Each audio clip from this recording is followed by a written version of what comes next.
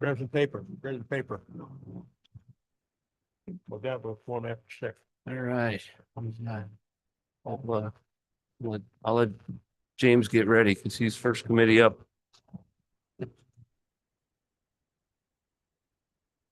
Is it? All right. Well, it was backwards. Sherry's up. Sherry's up.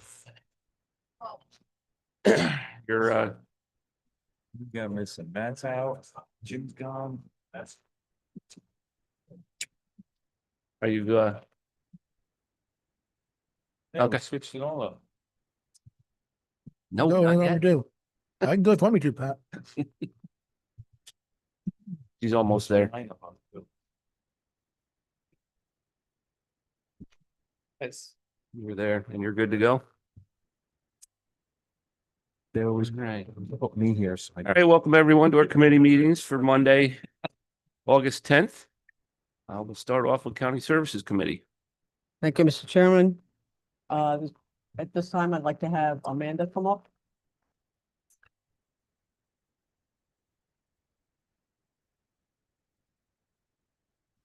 Mike. That are coming on in the next 4 to 6 weeks. So I just want to remind everybody, Senior Day is September 4th. It's the Friday before Labor Day weekend. That'll be at the historic Catskill Point. If you guys are interested in attending, please let Maureen know so we can reserve a seat for you. You may see a purchase for some additional chairs and tables for the point. The thought process is that we've had this event there for many years and we've been either renting or borrowing chairs. There's plenty of events that go on there that the county's, hosting. So we thought that we would procure some additional tables and chairs through our department since we do need them. And then they could be for use, either for rental or for other programs in the county. We also have on August 21st is actual National Senior Citizens Day. So we're going to host a ice cream social downstairs. And we're going to have soft serve ice cream for sale. So all the funds will go to Senior Angels. And then we're going to be doing cakes at the community centers at all of our senior centers. So if you're in the area and you want to either stop by here or stop by your local senior center, there will be celebratory cakes there for the seniors. And then we have Community Day on September 19th. That's at the Carotown Park. And again, that's for the veteran scholarships. So far, I think we've raised about $14,000 in sponsors. And then typically we will bring in some additional funds through the raffle baskets that we raffle off that day. So and then I think that that's it for updates as far as events, but Tyler is going to give you a little bit of an update on a project that we are assisting the American Legion post, right? 165 up in Tannersville. So I'm going to let him talk about that. I just want to say, Amanda, thank you very much because I know that a lot of seniors couldn't sign up and they were left out and now you've taken the bull by the horns. Yeah. And thank you for getting more tables and chairs because you made a lot of people happy. Oh, well, thank you. Yeah. So we opened it up to 300 people last year. We kind of closed it down about 175. So we are at 230 and change. So Great. we're getting there. So anyway. Thank you.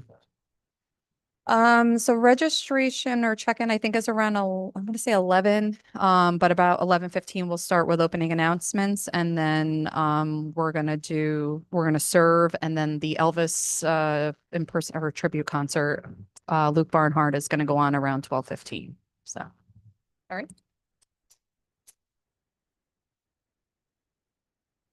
Good evening. So as Amanda stated, I will touch on a project that's been going on the mountaintop with Jim Jones, commander of the 165 American Legion Post. So they are working on some sort of affordable housing for the mountaintop for veterans specifically. So they're purchasing a building, renovating a building, and they plan to house affordable or have affordable housing for veterans. So we plan on coordinating with them to provide services such as remote access appointments or possibly transportation down to our office. A lot of this stuff is on the American Legion Post, but we are working with them to try to figure out some kind of coordination plan so we can assist anybody that is interested or happens to move into the housing. So again, this is a lot on them, but we are working with them in, trying to set things up. And if anyone has any questions, feel free to get in touch with me and I can get in touch with Jim Jones. So I know Jim is looking for a letter of support from the legislature as far as the project moving forward. Yeah. And I think it'd be a worthwhile thing that we all support this project. I know the house that you're looking on Fromer Street, it's actually quite large and you could put a lot of apartments in there and help a lot of people. We do have, in the whole county, we have a lot of veterans that do need places to be affordable for housing. And they pretty much figured out how many apartments they can have, and everybody that would be in one of those apartments is a Greene County resident. Yeah, and I agree. So from our standpoint, we do deal with a lot of housing issues, whether that's somebody in need of affordable housing, homelessness, or just, problems with the place that they're in now, whether that be a bad landlord or something going wrong with the apartment. So it is a big issue and it comes into our office almost every single day. So it is definitely, it will be a benefit to Greene County to have something like this, and especially on the mountaintop where they don't have access to a lot of affordable housing or So I agree. I think it will be very beneficial. I'm looking forward to seeing what he can do with that. And I think that it could use all the support we can give it. So Thank you. Great, thanks. And does anyone have any questions for Kyra at all? Yeah, just how's the bricks and bedrooms? So we're over 200 bricks plus, we don't have enough to do flooring or possible material. So we're still in on that.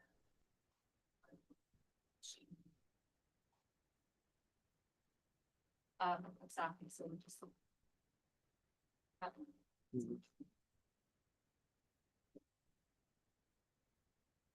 Okay, we'll go right into the proposed action items for tonight. Hang on, Sherry, I'm sorry. Yes, I do have some questions for Kyra, if you don't Okay. mind.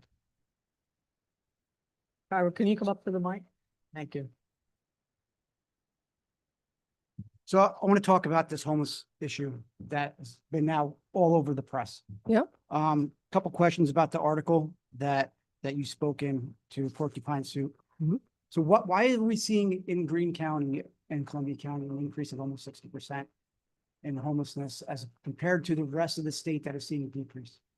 Well, that's a great question. There's theories. Our model's very different, the hotel rooms. And hotel rooms, we really don't have a lot of authority of what's happening.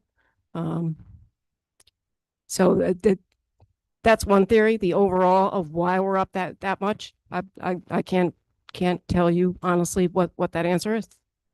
So are most of the increase coming from Greene County residents, or are these people that are from outside Greene County that are coming here? They're a little bit of both. The families are definitely here, and the biggest explosion we're seeing is with families and children. But you do have people who are transient. You can follow them up the Hudson Valley, Albany, multitude of other counties, and then they go back through again. Right. So what do you propose as a solution? Shelter would Okay. be a great starting point. So that sounds great in theory, but what does that look like? What does it look like? It looks like exactly what we planned years ago, a 19-bed shelter. Okay, where would that go? Well, that's something you guys are gonna have to answer. Well, no, but you're the professional dealing with these types of people. Okay, And you so would know, like, what's the best location to have a shelter? Catskill, New York would be the best place. In the village, in the town? They don't have transportation. They have to work to jobs. They have to walk to us. They have to walk to providers. So it needs to be on a bus route. It needs to be where they can get medical care. They can walk and get groceries. It needs to make sense to them. Because the number we have right now should not be the number that for population a little less than 50,000. Yeah, well, I mean, according to the numbers that just came out today that we got, about 100. Oh, they're worse. I gave you numbers of 57 rooms and 94 clients. Yeah. Right now it's 59 rooms and 97 clients. Okay, so of the 97 though, how many of those are actual Greene County residents? I would have to go down and count. The regulations are homeless where found. So somebody can come here and they're homeless in an emergency situation. Yeah. So what size facility are you proposing that? 19 bed facility. Okay, but what does that look like? What size of a building would need to have the beds in it? We have the schematics for that. Sean had that. We worked on that, right in the summer of 2020. Okay, that's 6 years ago. Correct. All right, but numbers change, right? So Correct. we would need to know new numbers for now. So 19 beds, are those individual rooms, 19 rooms? Is it like a bullpen style? What does that look like? Yeah, it actually served purposes for a lot. It would be a receiving center. A lot of people are just stopping in because you have to think about cold blue. People may need to, go to sleep, may need a shower, may need food, may need laundry, may need some sort of health care. There's lots of things. There's a lot of transient people. Right now, we have, it's basically every single day. When you take a look at all the resources between law enforcement, the EMS, the fire departments, every community action agency that we have, everybody has a part of this. I'm kind of shocked to hear veterans are working on this every single day. And that's people, we follow them. They're not coming to me. They're not in our homeless program. Okay, so now, so this would be a mixture of co-ed all coming into this sort of open area? No, we would do single men, and then there would be family rooms on the other side. It was completely divided, what has to happen. The state is scripted to what we actually have to do and how big it has to be and the services we have to offer. So how do you then monitor if any of them coming in are sex offenders and if there's children in there? We have to serve sex offenders. So children would be in a different area and there needs to be supervision. So there needs to be law enforcement and there needs to be other protections within the facility. Okay. So how do you intend to, if this facility existed, how's it being staffed? We already have a shortage of staff currently. We can't get anybody to work. So where's the staff coming from? for this? Correct. It would be vended out. We wouldn't run it. It would be most likely be a non-for-profit who has expertise in this field. So what non-for-profits now are available to work? Catholic Charities is what we're looking at. Okay. From 6 years ago. Correct. Has there been any conversation with them lately in the last year or two about this? No. 'Cause- No, actually, we pulled away from it because of Yep, the state we stopped. requirements now. Okay, so then what about law enforcement and security? Is the nonprofit supposed to provide the security for the facilities as well? No, it would be in a rate. You negotiate the rate, everything to operate the facility. You'd come up with the rate and we'd pay that per day per client. That's exactly what we do now. We pay every single day per client. For security? No. For what their needs are or what needs to happen in the hotel. Okay, but if we're the ones that are providing a shelter, then we would have to provide the security for that as well. No, it doesn't mean Greene County has to do it. There would have to be security in the shelter. And it could be contracted. Okay, so what does the cost of this look like? To build it? Whether it's being built or that's an existing facility that Okay, is converted into a shelter, have the numbers been run by your department on this? no, No. not since we pulled away from this. I'm asking the director. Well, that's okay, but you weren't here 6 years ago when we did this. Let's get I into can tell you it. why it stopped. Well, and numbers have changed. So her department is in charge of this. So I want to find out from the expert what things look like. Is that okay? Right? That's fine. And Okay. I'm trying to help answer your question. No, but I'm asking her the question. So I want the director of social services to answer the question. Okay, so I can tell you, there's no current numbers because we haven't run the numbers currently. Okay. Can you do that? It would take several weeks. You have to you have to rebuild it from Nothing's gonna scratch. get built in that time period anyways, but we need to have, if you're out there blasting the board, saying that we're a failure for not having a shelter put in place, you should come with a proposal Okay. of what the numbers look like so that we can actually have a comprehensive discussion Okay, about it. So, Because there is a need for something to be done because there are people that need help, okay, but but, we can't just arbitrarily do it without knowing from the experts okay, what our county needs. okay, if I can just say, this was not blasting the board. This is our model we have in Greene County. Okay, this is has existed all these years, is not working. It's a It- failure by the county. It is a Not failure by the working. county. I'm part of that. It's a complete failure. Wait, It is not failure. working what we have. We need something different. well, creating a proposal to outline to us what is needed instead of just saying, we need a homeless Okay, shelter. so- Don't you think that would be a good start? Well, we can work with the county administrator. This is a big project. I mean, massive. The binders I have downstairs, no exaggeration, are that big. You know, it takes months to get the final number. Okay, and so if we do have a shelter and people are coming in, how long are they allowed to stay? Homeless people can stay forever. Okay, so the taxpayer's on the hook then for sheltering these people in perpetuity. Okay, so What's the incentive for that your department is providing for them then We- to leave the shelter, to we- go out, find employment, get trained, okay, and so forth? we work with these people every day. I mean, I've stood here and told you we were #1 in the state for putting people back to work. Our numbers are still amazing to do that. We, the shelter would work with them to motivate people to move on, to give them the services that they need, just not what they want. Hotel rooms are what people are looking for. They need services. They have untreated drug and alcohol issues. They have mental health issues. They're not taking their medications. They need basic needs met. What we're doing right now is providing none of those things. We're spending taxpayers' dollars and time and money just chasing people around to follow rules. So why are we not helping them get the treatment? I'm chasing them down to get the treatment. I had to sanction them to say you can't have anything more of anything until you go ahead into treatment. They don't like that. They go elsewhere. They move on, then they come back. They're still under a sanction. Those rules are very complicated to what happens to them. But we need to provide services when they need it. You know, they go in a hotel room, they close the door, and guess what happens? They invite in neighbors, they do other things. We're not serving any need in this hotel model. I think that you guys should put a proposal together as to a good location, what exact size and what the cost, how many staff is going to be needed to this in collaboration, whether it's Catholic Charities or whatever nonprofit, and then bring that to us so we can have a comprehensive discussion about it. Because just going out there saying we need a homeless shelter and that's going to be the cure-all for this problem that's not the answer. Oh, okay. So we can bring back, we can take a look at what we did before. The numbers are going to be very different though. The problem is, I would expect it to be different coming from 6 years ago. No? yeah, but the problem is the location and everything else that needs to happen. Somebody needs to tell me where's it going to be? Who's going to accept a shelter? Got to have the proposal first before then we can start pitching it out. Okay, well, we have, it's a pretty amazing proposal. I mean, they're ancient, the numbers at this point. Yeah, but you're contradicting yourself saying that we had a great proposal, but it's 6 years ago and the numbers are obsolete. So we need something fresh. now. Okay, well, and updated. I'll work with the county administrator and we'll take a look at that.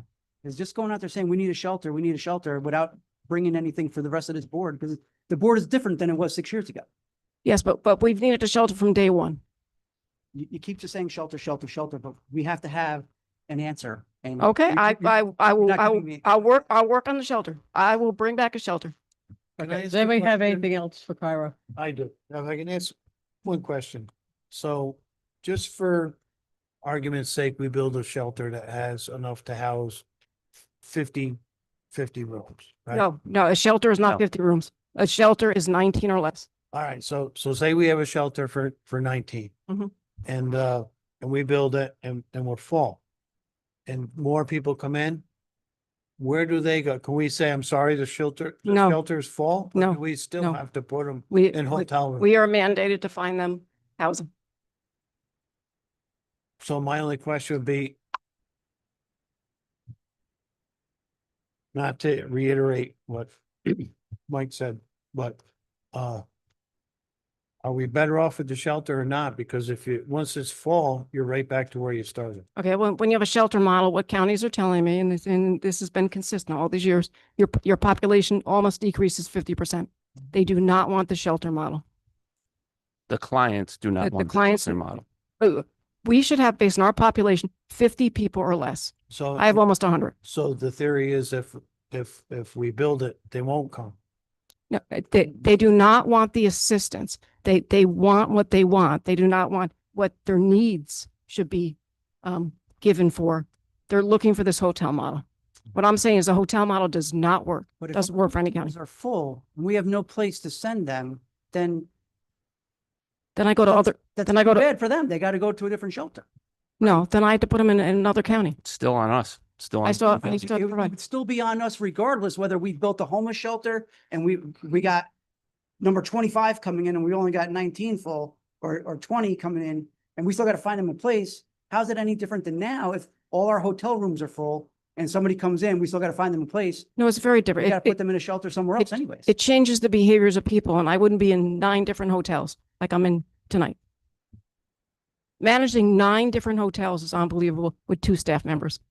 And We I will can't- tell we you can't do that it. this was foreseen by the board. Mm-hmm. When they required landlords to not take rent, we knew this was going to come because someday that rent bill was going to be due and we were going to have a whole bunch more homeless people when that rent was required, and we're here.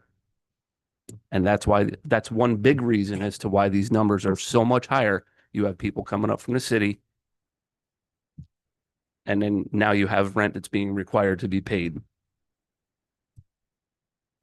And the combination is what we're seeing. Okay. Jane, did you have something? Commissioner, I do have a question for you. Last month, July, we had an incident downstairs where one of our deputies got a question. Correct. Could you explain how that program works with these customers? What were they doing? He was here working, cleaning, or working his man off? Incident with this subject there. No, well, he was in a booth and he got a little loud. He was asked to step out. And then he was in the public hallway and then decided to take somebody on verbally. And before you know it, they got in a skirmish and the injuries ensued. Well, they understand that he was on some kind of program where they were cleaning. Well, there's CWEP stuff, but he wasn't doing CWEP that day. He was, What is he, a C-Web guy? I mean, he could be at times. I mean, there's a lot of different people who go in and out of CWEP, but he wasn't doing CWEP that day. Understand that he's been around a while and he's on C-Web and been a problem. It's been a problem, but all along. I understand there was an incident before it comes on. When did, I worked here for a while. I don't remember that program at all. Who started that? Who initiated that? Okay, so if we don't provide CWEP, a work environment, then all of a sudden, then we're responsible to make sure that we find them jobs. There's not enough jobs around, so here they can help us clean the building, pull the weeds, clean the cars, and whatever else we come up with. I understand this guy came in trying to tell the deputies that he was an employee here and that caused a problem. No, he's not an employee. We know that. That's why, yeah. It's- Okay, so that's so the problem. so that So when they're in here cleaning the building, is anybody with them? Going around with them? I'm saying this guy was at the girls' room up one of these floors, or something. okay, so the CWEP team follows them, so it's my team members who watch them. But if they're cleaning, they're cleaning. If they're in the stairwell, they're cleaning in the stairwell. The guy was in the girls' room. Well, I do not know the guy was in the girls' room. I do not know that. They got an incident report on this guy from prior. Okay, So so this guy apparently was a problem. I don't know if we should have, I understand he's on parole. We should have parolees running around this building cleaning. okay, Do so a background check?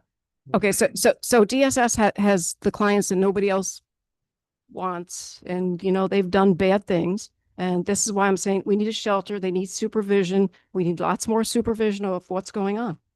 I mean, But we have people doing bad things in this building, working with our employees. I mean, is there a background check? When you Sure. have somebody working in here, if they have a mental issue or a priors that they do things that probably are not good, why would I want them working with my employees? okay, so they're not working directly with the employees. They're in the public areas, cleaning, But pulling the weeds, building- or cleaning the car. Yeah, this is a public building. Everybody comes in a public building. But we have the ability not to have them work here. Okay, so then if they're not working, because we need to find them a job, then we get a sanction because I have to get people working. But couldn't they end up go to another location, Yeah, like so- the transfer stations or somewhere where they're not necessarily gonna be around a large population of the. So, We do get, Public? we have huge population. Yeah. Right, but for these particular types of clients, We, it's a number of people, big out of there. They don't do. But children in this building, if they're not up there. They go behind the building, they try to start fires.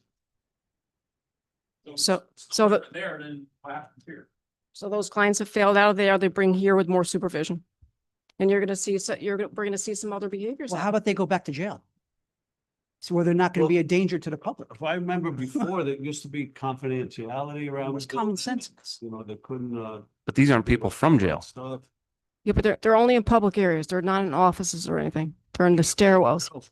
It only takes a second for something to happen in a public area. My friends work here, my wife works here, you work here. I don't want to see anybody put in harm's way.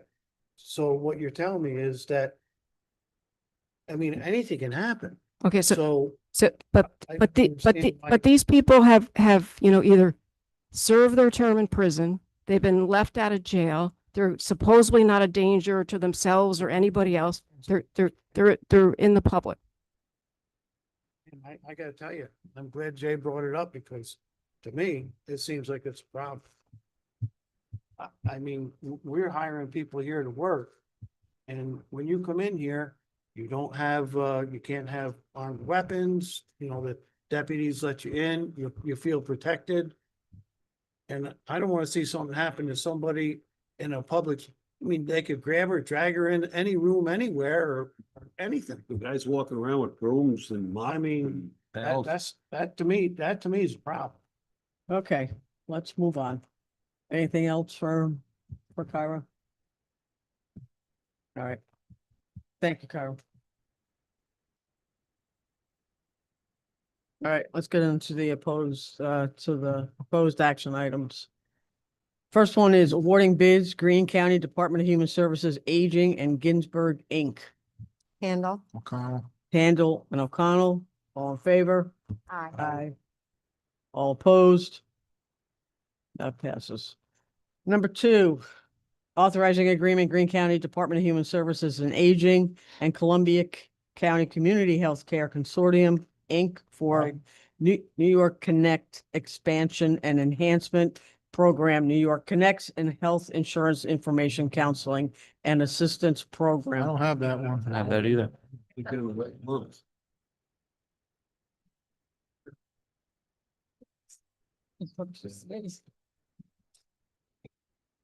Didn't have the first one either. And the health consortium, we have that one. No. Okay. So anyway, number two, increasing fees, Greene County Board of Elections. No. Lucas. Lennon and Lucas, all in favor? Aye. All opposed? Yeah, Green Resources Agent. Yeah, I did. No, it didn't. You're killing me. No, that was a different resolution. That was a Ginsburg's resolution that you did.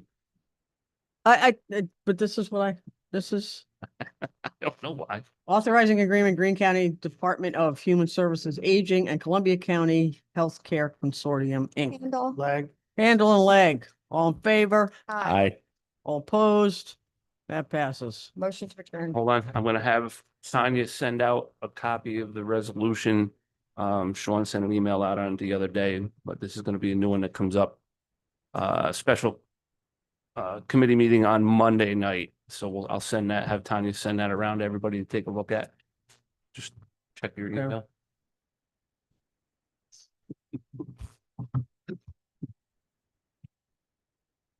We all set? Um, Okay, Motion to adjourn. Second. we are adjourned.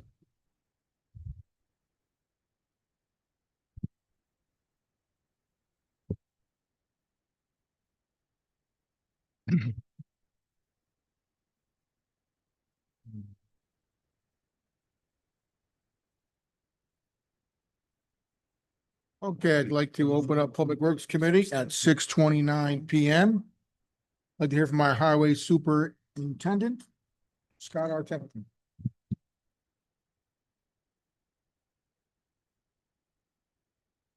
Running quickly through the agenda, County Route 61 in the town of Baltimore is moving nicely. The existing structure has been removed and the temporary structure has been installed.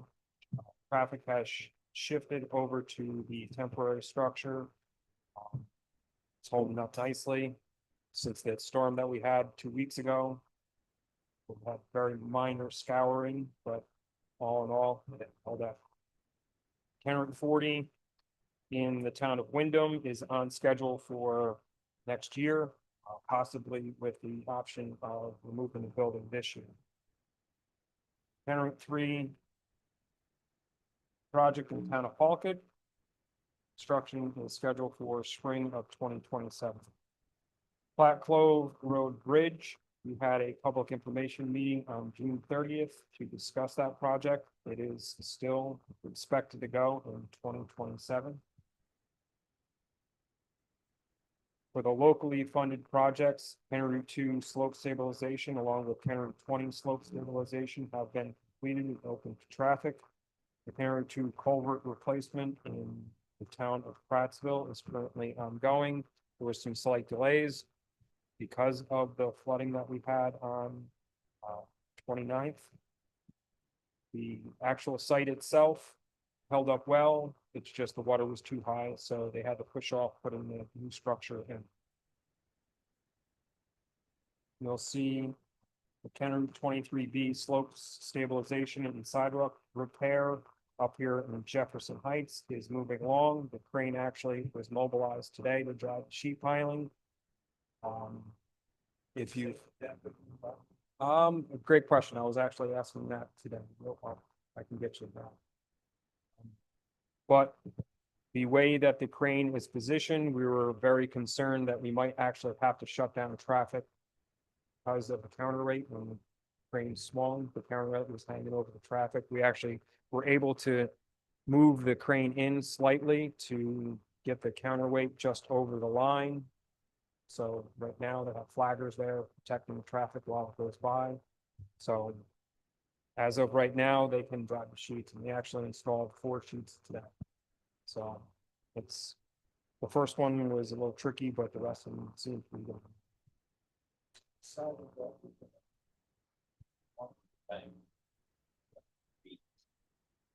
Why was it decided that? Because if you out there right now, that slope is in super saturated for some reason, and with those baskets, it'll create a more stabilized drainage. Along with even with the sheets, it'll still create, because the sheets only go down a certain depth. And then the remaining with the groundwater cooling. I believe those sheets are 50 feet. So they're going at least 50 feet.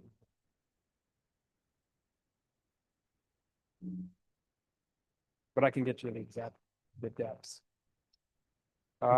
Moving over to solid waste, you'll see on the agenda that we have quite a few things on the agenda for this transfer station. The number one thing is the Wyndham Transfer Station Reconstruction Project. Just to go over some of the reasons why we are attempting to do the reconstruction of Wyndham. Going over to the Hunter Transfer Station in 2018, we had about 1,800 tons coming through that station. We rebuilt that in 2019 and opened in 2020. As of last year, we did 39,000 tons. Sorry, 12,000 tons, 39,000 customers. So, I mean, it's increased 6.5 times the volume in that time period. We need to actually divert some of that over to the Wyndham Transfer Station, and that's the reason why. So, like I said, in 2018, 1,800 tons with 17,000 customers in 2018 in Hunter. We have now in 2025, 12,000 tons and over 39,000 customers in Hunter. So it's a substantial increase in the volume and customer base up on the mountaintop, which is going to Say, staff up there, massive job, they're doing it very well. They're on time, it's never really a problem. They handled the increase quite a bit. I appreciate that. God, what's the, I know we did the Kosaki's transfer station. What was the square footage on that one? The square footage on the Koksaki was a little over 3,300 square. And what was it? What was the bill for that? Was it 2 million for? It was a little over, it's 2.2 million. Okay. And how big is Wyndham? It is 8,600 square feet, Oh, which is actually cheaper per square foot than the Coxsackie transfer station was. Which was, what year was that? So, 22? opened in 22. So it's around Coxsackie was around $650 a square foot. And Wyndham right now, as the bids came in, about $493 a square foot. So it's actually considerably cheaper per square foot than what we did for Coxsackie. And what are we reusing up there? Aren't we reusing the compactor? Yep, we're gonna be using the compactor for single screen, which is gonna allow us a lot more space. We're gonna get rid of those containers that are currently up there for this recycling. And what about the scale? Is that, we have a good scale up there? We Yep. don't need another scale? No. Okay, we're just gonna reposition it in another location. But you're gonna have equipment there too, modern equipment, excavator, Correct. you're gonna have a payload or two there? No, just one. Okay. Yep. Yeah. Okay.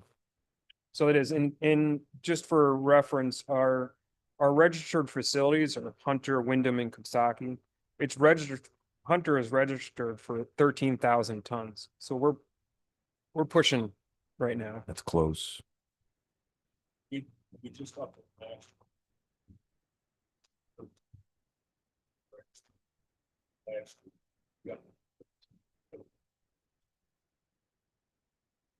Is it safe to say that you would expect a third of the customers to leave the Hunter? And once Wyndham is done anyway, at least? To alleviate, or is that I what would say, you're looking yeah, at? You I would see. think that there's a certainly third gonna be an anyway? increase, on the Wyndham side. It's I'm not really sure exactly how much is gonna divert.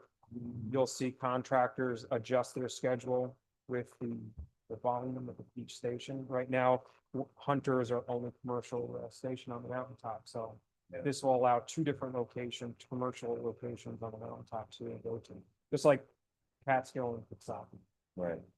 So, Anybody that's ever gone from Wyndham, you guys, is what a conundrum it is to get in there and get stuff out.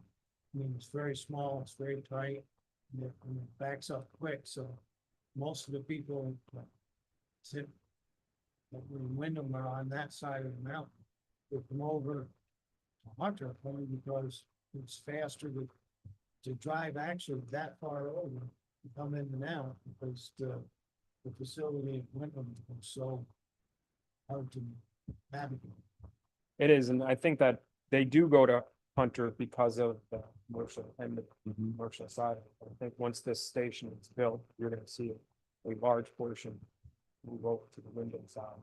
right, Because this design separates the commercial side from the residential drop-off area. I want to say similar to Catskill, but not, I mean, Catskill is completely different as far as, but it's just, there, you're gonna have a separate, so the commercial side of the house is gonna be completely separated from the residential drop-off. So the people that want to drop off one bag of garbage, 2 bags of garbage are gonna be separated from the commercial and where the heavy equipment is. I got you. Which alleviates a lot of our liability exposure with the trucks going in and out of the station. Okay. Is this a, back in, or are you gonna be able to drive through for the trucks? You're going When to, the there's gonna be haulers, I mean, an entrance or for our trailers, yes, it's a drive-through. So basically, Yeah. there's no more backing up, you can go straight through. Yeah.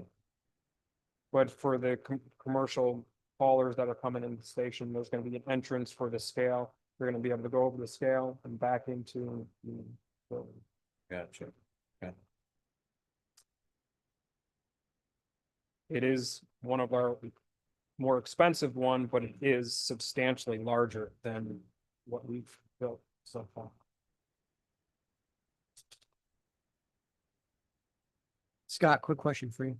Any update on the Leeds project there?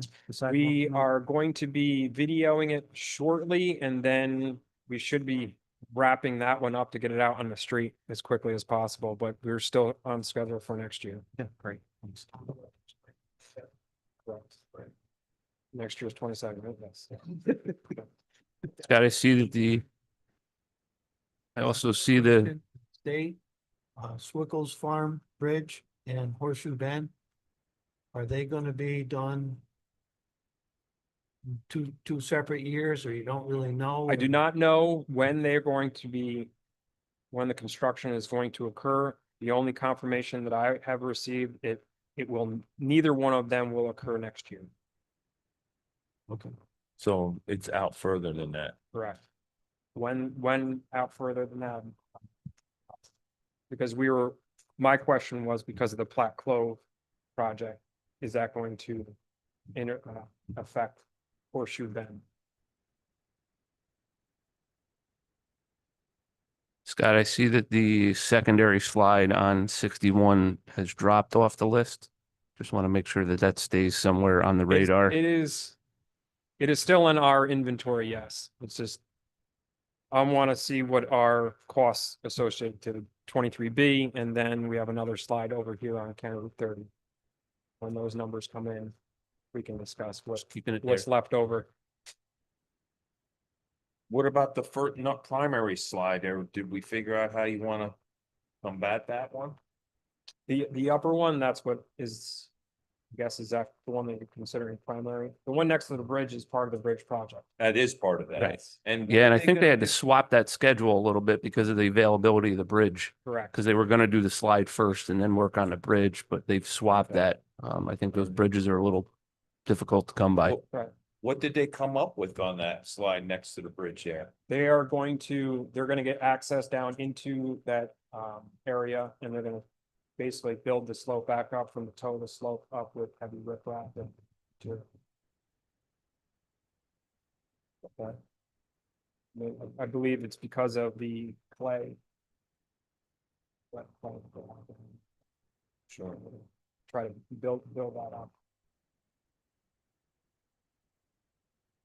Scott, what's the status on that damage up on, was it 23C, Yes. the last storm? Yeah, I guess we're going back to the storm.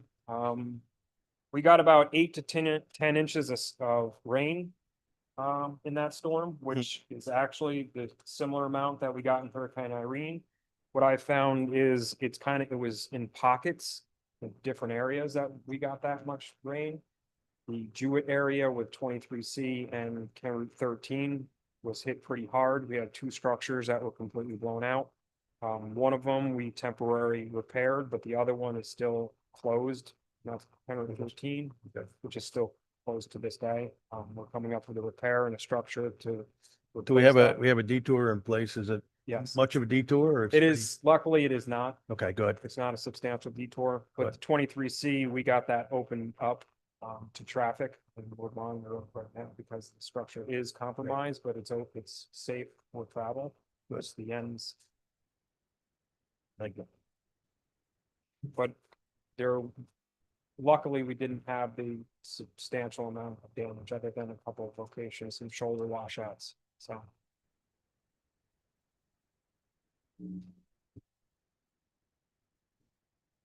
Thank you, Scott. That's what, Jim. That's additional funds that. are coming Yes. to the paving. Are you putting that right into doing the road? Yes, Or- that goes all back into for either paving, surface treatments, or culverts and bridges. But do you have to use that in this year? No, Or you yeah. plan for next year? The only one that does not, only one that does not have to be used this year is chips. Everything else has to be, so pop, EWR. They all have to be used this year. Thank you.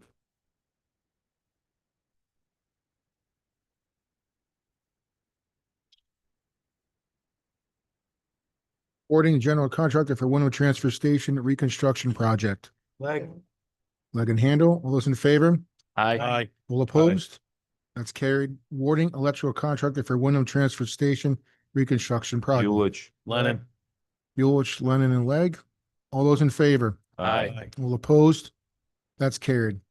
Budget amendment, Greene County Highway Consolidation Local Street and Highway Improvement Program. Martinez and Handle, all those in favor? Aye. All opposed? That is carried. Budget amendment, capital project number 174, Wyndham Transfer Station reconstruction. Leg and Handle, all those in favor? Aye. All opposed? That is carried. Anything else come before Public Works Committee? Second. Motion to adjourn, second. We are closed.